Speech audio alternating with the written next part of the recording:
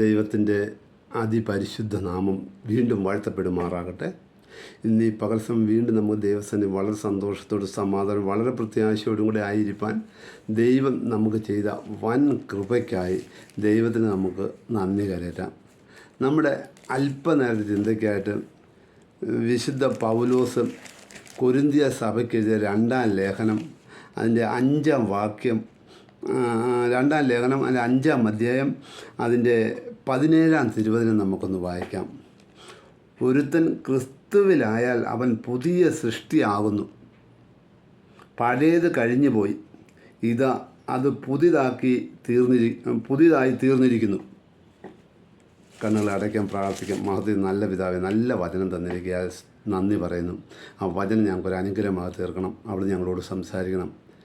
യേശു ക്രിസ്തുവിൻ്റെ നാമത്തിൽ തന്നെ ആമേൻ. വളരെ അനുഗ്രഹപ്പെട്ട വേദഭാഗമാണ് നാം വായിച്ചത്. മറ്റുള്ള മതഗ്രന്ഥങ്ങളിലോ നമ്മുടെ ബൈബിളിലെ പഴയ ഉടമ്പടിയിലോ ഒന്നും കാണാത്തതും വളരെ പ്രത്യേകതയുള്ളതുമായ വലിയൊരു പ്രസ്താവനയാണ് നമുക്കിവിടെ കാണുവാൻ സാധിക്കുന്നത്. എത്ര വലിയ പാവിയായ മനുഷ്യനും അവ ഏത് ജാതിയിലായിക്കോട്ടെ, ഏത് വർഗത്തിലായിക്കോട്ടെ, ഏത് മതത്തിലായിക്കോട്ടെ, ഏത് വർണ്ണത്തിലോ എങ്ങനെയുള്ളവനായിക്കൊള്ളട്ടെ, അവൻ മാനസാന്തരപ്പെട്ട് തൻ്റെ പാവങ്ങളെ ഏറ്റുപറഞ്ഞ് കർത്താവിനോട് യേശുക്രിസ്തുവിനോട് ഏറ്റുപറഞ്ഞ് ഉപേക്ഷിച്ച് കഴിഞ്ഞ് അവൻ്റെ പഴയ മനുഷ്യനെ ആ ക്രിസ്തുവിനോട് കൂടെ അവൻ്റെ കയ്യും കാലും ഹൃദയവും ചിന്തയും എല്ലാം ക്രിസ്തുവിനോടുകൂടെ ക്രിസ്തുവിൻ്റെ ക്രൂശിനോടുകൂടെ അല്ല ക്രിസ്തുവിൻ്റെ കയ്യിൽ ആണിയടി ഏറ്റതുപോലെ നമ്മുടെ കയ്യിലും ആ ക്രിസ്തുവിനോട് ക്രൂശിച്ച് ആ ക്രിസ്തുവിനോടുകൂടെ മരിച്ച് ക്രിസ്തുവിനോടുകൂടെ അടക്കപ്പെട്ടു എന്ന് വെച്ചാൽ നമുക്കറിയാം. അത് സ്നാനത്തിൻ്റെ നമ്മൾ റോമാലേഖനം 6-ാം അധ്യായം പഠിക്കുമ്പോൾ അതിൽ ജലസ്നാനത്തെക്കുറിച്ച് വ്യക്തമായിട്ട് രേഖപ്പെടുത്തിയിട്ടുണ്ട്. അങ്ങനെ യേശു ക്രിസ്തു മരിച്ചു, അടക്കപ്പെട്ടു, ഉയർത്തു എന്ന് പറയുന്നത് നമ്മളും ക്രിസ്തുവിനോടുകൂടെ പഴയ മനുഷ്യരെ ക്രൂശിച്ച് ആ ക്രിസ്തുവിനോടുകൂടെ മരിച്ച് ക്രിസ്തുവിനോട് ജലസ്നാനത്താൽ മുങ്ങി വരുമ്പോൾ എന്താണ് ആ കർത്താവായ യേശു ക്രിസ്തു തൻ്റെ പിതാവിൻ്റെ മഹിമയിൽ ഉയർത്തെഴുന്നേറ്റതുപോലെ നാമും ജീവൻ്റെ പുതുക്കത്തിൽ നടക്കേണ്ടത് തന്നെ നമ്മൾ പുതിയ സൃഷ്ടിയായി തീരുന്നു എന്ന് ദൈവത്തിൻ്റെ വചനം വ്യക്തമായിട്ട് നമ്മോട് പറയുന്നു. എന്ന് വെച്ചാൽ ഒരുത്തൻ പുതിയ സൃഷ്ടിയാകാതെ അവന് സ്വർഗത്തിൽ അല്ലെങ്കിൽ വീണ്ടും ജന്മം പ്രാപിക്കാതെ സ്വർഗത്തിൽ കയറുവാൻ സ്വർഗത്തിൽ പ്രവേശിക്കാൻ പറ്റത്തില്ല എന്ന് നമ്മൾ യോഹന്നാന്റെ സുവിശേഷം 3-ാം അധ്യായത്തിൽ നിക്കോദോമോസിനോട് കർത്താവ് നിക്കോദിമോസ് യഹൂദൻ്റെ ഉപദേഷ്ടാവാ, പഠിപ്പിക്കുന്നവനാ. അവനോട് കർത്താവ് പറയാനിടയായി തീർന്നു. എന്ന് വെച്ചാൽ ഒരുവൻ ആയിക്കഴിഞ്ഞാൽ അവൻ പുതിയ സൃഷ്ടിയാണ്. മുമ്പേ അവൻ എങ്ങനെയായിരുന്നു? മുമ്പേ നമ്മൾ എഫേസ്യ ലേഖനം 2-ാം അധ്യായം 1-2 വാക്യങ്ങളിലേക്ക് വരുമ്പോൾ അവിടെ നമ്മൾ വായിക്കുന്നു, നമ്മൾ അതിക്രമങ്ങളിലും പാപങ്ങളിലും മരിച്ചു കിടന്നവരാണെന്നാണ് പറയുന്നത്. അതിക്രമങ്ങളിലും പാപങ്ങളിലും മരിച്ചു കിടന്നവരായിരുന്നു. അത് മാത്രമല്ല, ഈ ലോകത്തിൻ്റെ കാലഗതിയെയും ആകാശത്തിലെ അധികാരത്തിനും അനുസരണക്കേടിൻ്റെ മക്കളിൽ ഇപ്പോൾ വ്യാപരിക്കുന്ന ആത്മാവിനെയും അധിപതിയായവനെ അനുസരിച്ച് നടന്നു. അവരുടെ ഇടയിൽ മുമ്പേ നിങ്ങൾ ജഡമോഹങ്ങളിൽ നടന്നു, ജഡത്തിൻ്റെ മനോവികാരങ്ങൾക്കും ഇഷ്ടമായത് ചെയ്ത് മറ്റുള്ളവരെ പോലെ പ്രകൃതിയാൽ കോപത്തിന് മക്കളായി നമ്മൾ നടന്നവരാണ്. എന്നാൽ അവിടെ നിന്നാണ് നമ്മൾ എന്ത് ചെയ്തത്? നമ്മൾ യഥാർത്ഥമായി മാനസാന്തരപ്പെട്ട് ക്രിസ്തുവിനോടുകൂടെ നമ്മുടെ പഴയ മനുഷ്യൻ ക്രൂശിച്ച് മരിച്ച് അടക്കപ്പെട്ട് ഉയർത്തുന്ന പുതിയ സൃഷ്ടിയായി. ക്രിസ്തുവിലായ അവൻ പുതിയ സൃഷ്ടിയാണ്. അതിൻ്റെ പ്രത്യേകത എന്ന് പറഞ്ഞാൽ, ഒരു കൊമ്പ് മുന്തിരിവള്ളിയിൽ വസിച്ചിട്ട് ആ മുന്തിരിവള്ളി വലിച്ചെടുക്കുന്ന ആ ജലാംശവും ആ വെള്ളമൊക്കെ കൊണ്ട് ഈ കൊമ്പ് തളിർത്ത് പൂത്ത് കായ്ക്കുന്നത് പോലെ നമ്മളും ക്രിസ്തുവിലായി കഴിയുമ്പോൾ ക്രിസ്തു നമ്മളിലാകുകയും ക്രിസ്തുവിൻ്റെ ആത്മാവ് നമ്മളിൽ വരികയും നമ്മൾ ആത്മീയമായിട്ട് ഫലം കായ്പാനിടയായിത്തീരും. എന്ന് വെച്ചാൽ നമ്മൾ ഗലാത്യ ലേഖനം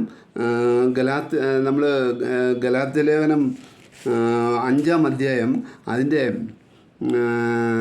22 മുതലുള്ള വാക്യങ്ങൾ നമ്മൾ വായിക്കുമ്പോൾ ആത്മാവിൻ്റെ ഫലത്തെക്കുറിച്ച് അവർ പറയുന്നുണ്ട്. എന്താ ആത്മാവിൻ്റെ ഫലം?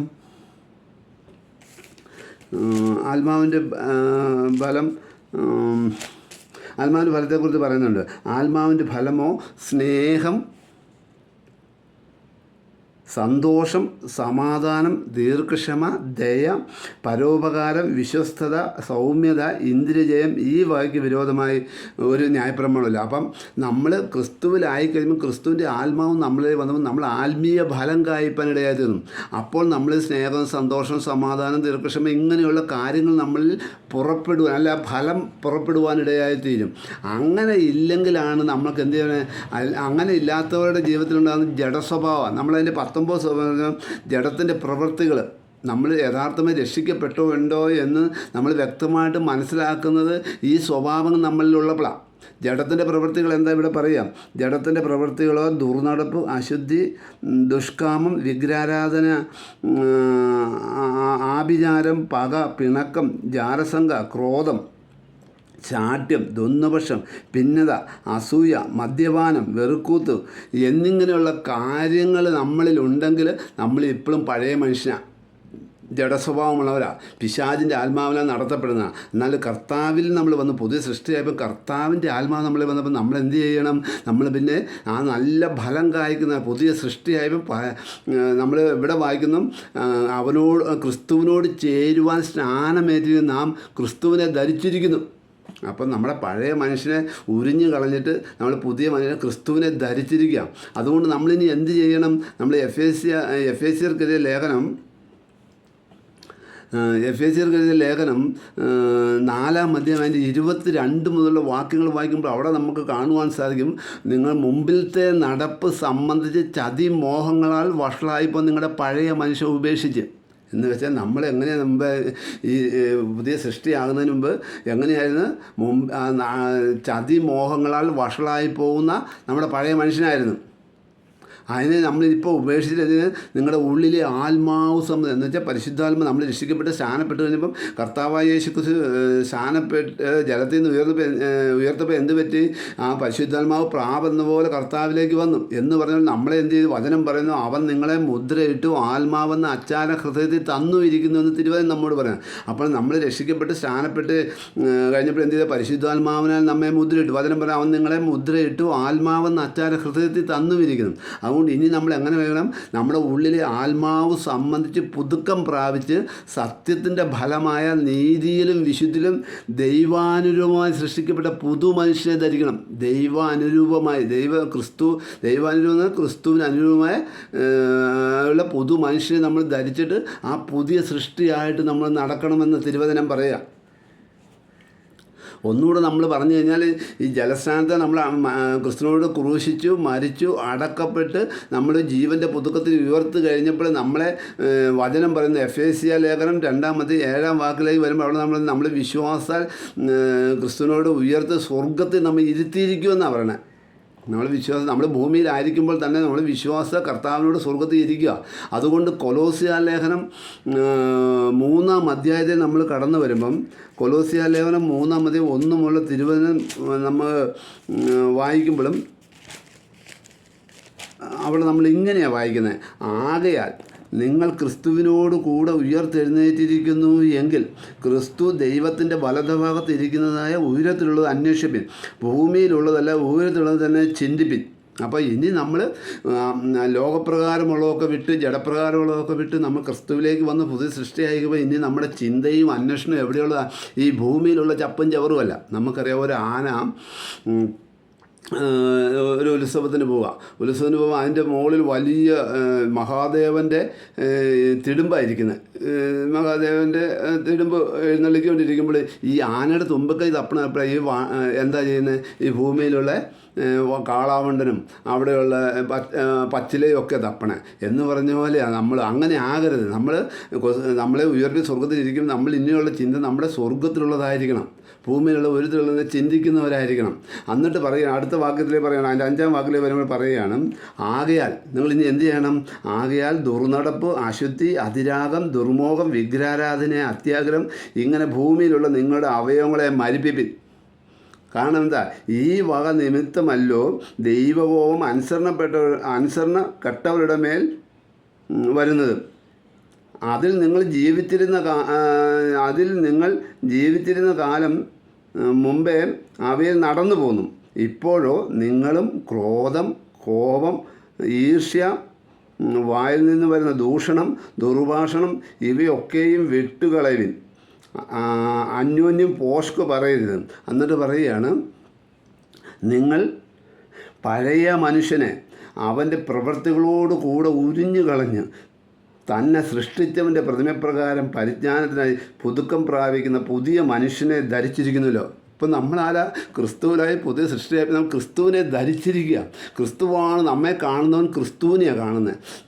നമ്മളിൽ നിന്നുണ്ടാകുന്ന സ്വഭാവം ക്രിസ്തുവിൻ്റെ സ്വഭാവമായിരുന്നു. നമ്മൾ യഥാർത്ഥമായി രക്ഷിക്കപ്പെട്ടും യഥാർത്ഥമായി ക്രിസ്തുവിൽ പുതിയ സൃഷ്ടിയായി കഴിഞ്ഞാൽ പിന്നെ നമ്മെ കാണുന്നവരെല്ലാം ക്രിസ്തുവിനെ കാണുന്നതിന് നാം ക്രിസ്തുവിൻ്റെ ഭാവമുള്ളവരായി ക്രിസ്തുവിൻ്റെ സ്വഭാവത്തിന് അനുരൂപരായിരിക്കുക. അങ്ങനെ ആയിരിക്കണമെന്നാണ് പറയണത്. അതുകൊണ്ട് ഇനി നമ്മൾ എന്ത് ചെയ്യാൻ പറ്റില്ല? ആ പഴയ മനുഷ്യനെ നമ്മൾ റോമാലേഖനം 6 വാക്യത്തിലേക്ക് കടന്നു വരുമ്പോൾ അവിടെ പറയുന്നു, നാം ഇനിയും റോമാലേഖനം 6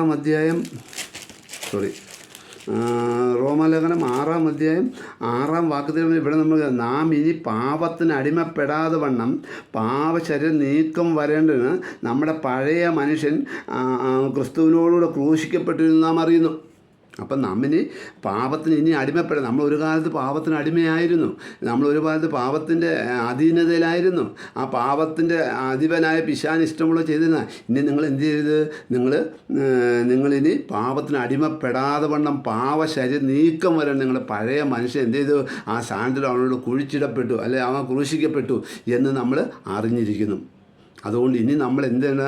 ആത്മീയ ഫലം കായ്ക്കുന്നവരായി ജീവിക്കണമെന്ന് തിരുവചനം നമ്മോട് പറയാം. അത് മാത്രമല്ല, പുതിയ സൃഷ്ടിയായ ഒരുവനെ സംബന്ധിച്ചിടത്തോളം അവൻ ആത്മാവിൽ ജീവിക്കണം. എന്ന് വെച്ചാൽ നമ്മൾ കൊലോസ്യ ലേഖനം 2-ാം അധ്യായത്തിൽ പറയുന്നു, ആകയാൽ നിങ്ങൾ ക്രിസ്തുവിനെ കൈക്കൊണ്ടതുപോലെ അവൻ്റെ കൂട്ടായ്മയിൽ നടക്കണം.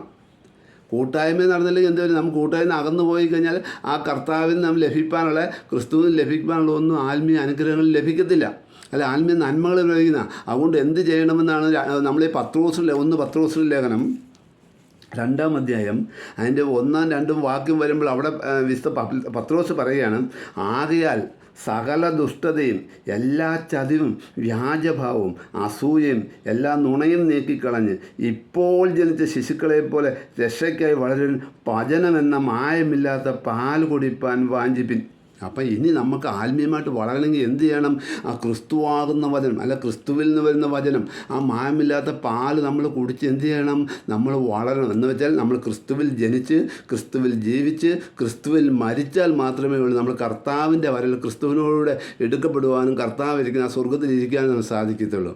അതുകൊണ്ട് നമ്മൾ പുതിയ സൃഷ്ടിയായ നാം ഇനി എന്ത് വേണം? നമ്മൾ ആ കർത്താവിൻ്റെ വചനം അനുസരിച്ച് ജീവിക്കുകയും അതേ കർത്താവിൻ്റെ വചനം ഭക്ഷിക്കുകയും ആ ഏറ്റെടുത്ത് നമ്മളത് നമ്മുടെ ജീവിതത്തെ ക്രമീകരിക്കുകയും ചെയ്യാം. നമ്മൾ കർത്താവിൻ്റെ വരവേറ്റം ആസന്നമായിരിക്കും. തിരുവചനം വ്യക്തമായിട്ട് വിളിച്ചു പറയാം.